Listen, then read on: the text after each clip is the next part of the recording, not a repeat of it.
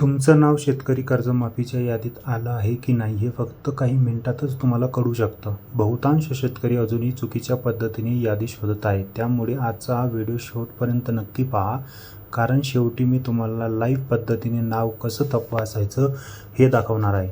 राज्यात सुमारे 17 लाख शेतकऱ्यांची कर्जमाफी यादी जाहीर करण्यात आलेली आहे. या बाबतीत अनेक शेतकऱ्यांच्या मनात वेगवेगळे प्रश्न आले आहेत की कोणाचं नाव आलं आहे, कोणाचं नाही आलं. माझं नाव आहे का नाही हे नेमकं कसं तपासायचं? अनेक शेतकरी शंका सध्या सर्वत्र विचारल्या जात आहे. विशेषतः म्हणजे अनेक जण PDF किंवा एक्सेल फाईलमध्ये ही यादी शोधण्याचा प्रयत्न करत आहेत. पण सध्याच्या घडीला अशी कोणतीही PDF किंवा एक्सेल यादी सर्वसामान्य शेतकऱ्यांसाठी उपलब्ध नाही. त्यामुळे चुकीच्या लिंक किंवा अफवांवर विश्वास ठेवू नका. मग प्रश्न असा की जर PDF उपलब्ध नसेल तर आपलं नाव कसं शोधायचं? तर याचा प्रश्नाचं उत्तर आजच्या आपल्या या व्हिडिओमध्ये मी तुम्हाला सांगणार आहे. व्हिडिओ शेवटपर्यंत पहा, कारण मध्येच एका महत्त्वाची माहिती आहे जी प्रत्येक शेतकऱ्याला माहिती असणं आवश्यक आहे.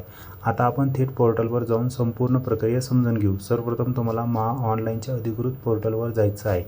इथे एक लक्षात ठेवा, वैयक्तिक शेतकऱ्याच्या किंवा इतर लाभार्थ्याच्या संपूर्ण यादी पाहण्याचा पर्याय सध्या उपलब्ध नाही आहे. त्यामुळे कोणत्याही वेबसाईटवर PDF मिळत नसल्याचा दावा केला जात असेल तर त्यावर विश्वास ठेवणं पूर्वी खात्री नक्की करून घ्या.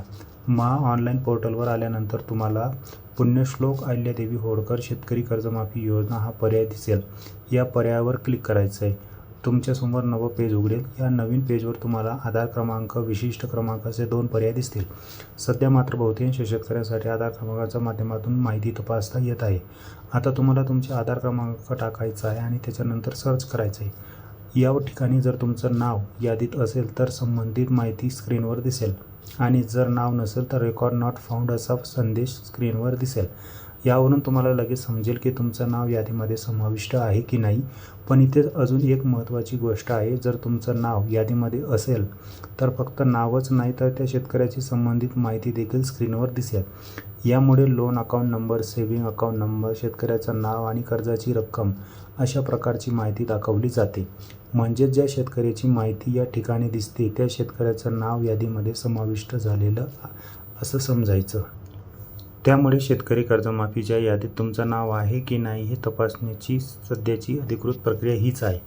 पुन्हा एकदा स्पष्ट सांगतो की सध्याच्या स्थितीत PDF स्वरूपात संपूर्ण यादी सर्वसामान्य शेतकऱ्यांसाठी उपलब्ध नाही आहे. भविष्यात जर अधिकृतपणे PDF यादी उपलब्ध झाली किंवा ती डाउनलोड करण्याची सुविधा सुरू झाली तर त्याची माहिती संपूर्ण देखील आपण आपल्या याच YouTube चॅनल आणि Facebook पेजवर अपलोड करणार आहोत.